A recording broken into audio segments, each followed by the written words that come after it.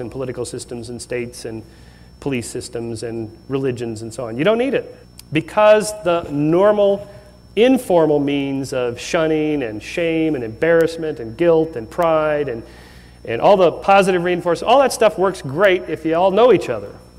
Once you live in large communities, none of that works. It breaks down, anonymity destroys those informal social systems, and that's why you get states. So, why did religion begin? Because it was the first social system to lay down in writing, probably first verbally, but then in writing, how we're supposed to live with one another. Conflict resolution, how we get along, that kind of thing. So if you want to know where morality began as we think of it in the modern sense, it began right there in the middle, roughly, say, just 5,000 years ago or so, as did religion. Point 4, okay, we're more than halfway there. The nature of moral nature. You've seen the famous Pogo cartoon, I assume. Yep, son, we've met the enemy and he is us. This actually goes a long ways toward explaining a lot of sort of conundrums in human behavior and human history. That is, if we say by nature we are both moral and immoral, good and evil, altruistic and selfish, cooperative and competitive, peaceful and bellicose, virtuous and non-virtuous. Now, obviously, these moral traits vary within individuals. We all know people that are nicer than others, more moral, some are not so moral. Different populations, because of culture and history and so on, act either more morally or immorally. But the fact is, we all have these traits, such that most people, most of the time, in most circumstances, are good, and they do the right thing for themselves and others. But some people, some of the time, in some circumstances, are bad and do the wrong thing for themselves and others. So in other words, humans are by nature both naughty and nice. You can't see in the back, this is Virgin Airlines up here, and this is not.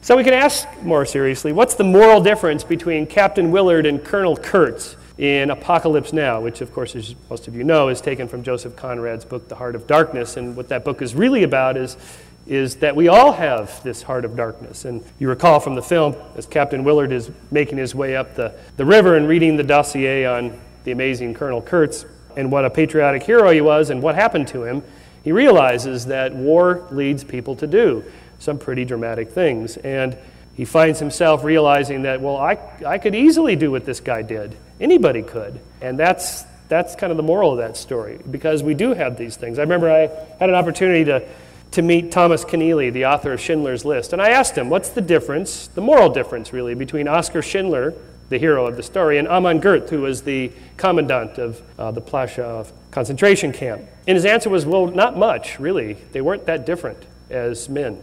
In fact, if there had been no war, they would have been maybe business partners, drinking buddies, something like that. But obviously, somebody made a right moral choice and somebody made a wrong moral choice, and so we reward one and punish the other one. Although if you see the documentaries on Schindler and you see the interviews with his wife, and particularly his wife, but some of his buddies, he probably sort of morally obtuse at best. But still, he did the right thing, and so we reward that. So we all have these. I think it's best said by Alexander Solzhenitsyn, maybe my favorite quote in my book. If only there were evil people somewhere insidiously committing evil deeds, and it were necessary only to separate them from the rest of us and destroy them. But the line dividing good and evil cuts through the heart of every human being, and who is willing to destroy a piece of his own heart? That's a deep quote there. I remember when I was really into the extreme libertarianism, and we used to go to these meetings and groups where they talk about this island where we'd put all the bad people, and then the rest of us, sort of free market, rational, science, moral people would live. And I just think that's kind of simplistic, because I think all of us have that capacity. In fact, the whole anthropology wars, of which we've done quite a bit on in Skeptic, and I have a chapter in the book on this whole darkness in El Dorado about how Napoleon Chagnon in his book on the Yanomamo, the so-called fierce people, versus Ken Good's book on the Yanomamo about how they're the loving, kind, peaceful, erotic people. The reason these guys are getting the story wrong is because they're still holding this black and white picture of human nature. People are either good or bad. Well, they're not. They're both. Are humans moral or immoral? Yes. Number 5. Okay, so that's the first half of the book is kind of talking about evolution of morality and what human nature is like. But what people really want more than that is, well, then how do you be moral? Well, I'm no Dr. Laura with a radio show dispensing moral wisdom, and I'm not going to do that. However, we do, if we're going to provide an answer to this problem, if there's no God, does anything go? You have to have something to say about this. So I argue that moral principles derived from the moral sense are not absolute, where they apply to all people in all cultures under all circumstances all of the time. Neither are they relative, completely determined by culture, circumstance, and history. Moral principles are provisionally true. They apply to most people in most cultures, most circumstances, most of the time. I got this idea actually from Stephen Jay Gould. I liked his definition of a fact. In science, fact can only mean confirmed to such a degree that it would be perverse to withhold provisional assent. That's as good as it gets in science, and that's good enough. That's how it works.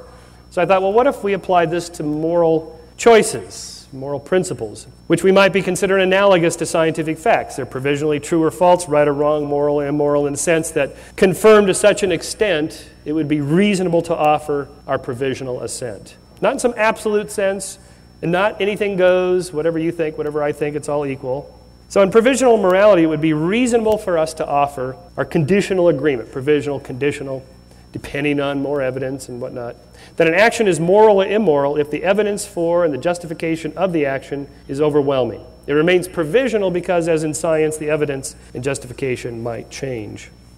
Then I started thinking, well then, what's the principle you're using? The typical principle almost everybody uses is what I call the ask God principle. This is what's called in philosophy the divine command theory. God commands it, divine command. That's what most people think that they think. I don't actually think that, because if you ask them, well, how do you know God commands that? Did he tell you? I mean, are you talking to him? Did you ask him? Did you read it somewhere? Well, usually it's, my parents told me, the preacher told me, whatever. People get this from different sources, but that is it. But forget that. Let's just look at this concept in general. Commandment 7 is, thou shalt not commit adultery. Well, what if he hadn't put that in there? Some people wish he hadn't.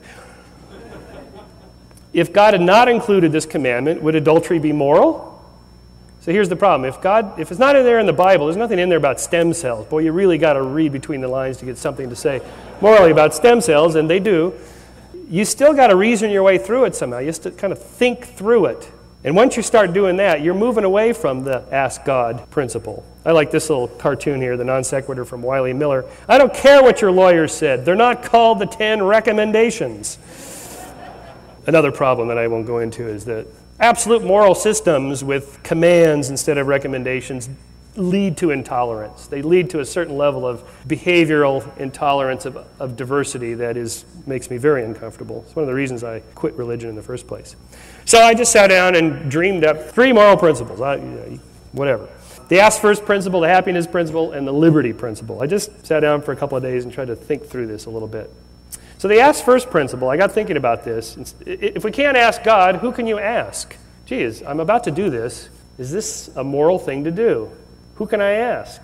Well, one answer is the golden rule. Do unto others as you would have them do unto you. And in a way, this is by asking, how would I feel if this were done unto me? You're asking, how would others feel if I did it unto them? But you're really asking yourself. You're not asking that other person. The golden rule, therefore, has a severe limitation. What if the other person thinks differently than you do? What if you wouldn't mind having action X done to you, but somebody else might? So the ask first principle is to find out whether an action is right or wrong, ask first. Not yourself, the potentially affected moral receiver. And I'll give you an example of this. This is an experiment done about 10 years ago. This is the data from this experiment. It was basically how men and women differ on certain things. The experiment was this. It was done on a college campus, and a stranger approaches you. The stranger approaching you is a shill working for the experimenter. And they ask one of 3 different questions, and then the response is recorded. And they did this a lot of different college campuses, different age groups. They controlled for attractiveness and this kind of thing. The first question is asked, would you go out on a date with me tonight? And that's represented, the data is represented by the first block on the left there. 50% and 50% between the 2 groups, men and women, responded positively, yes, I would.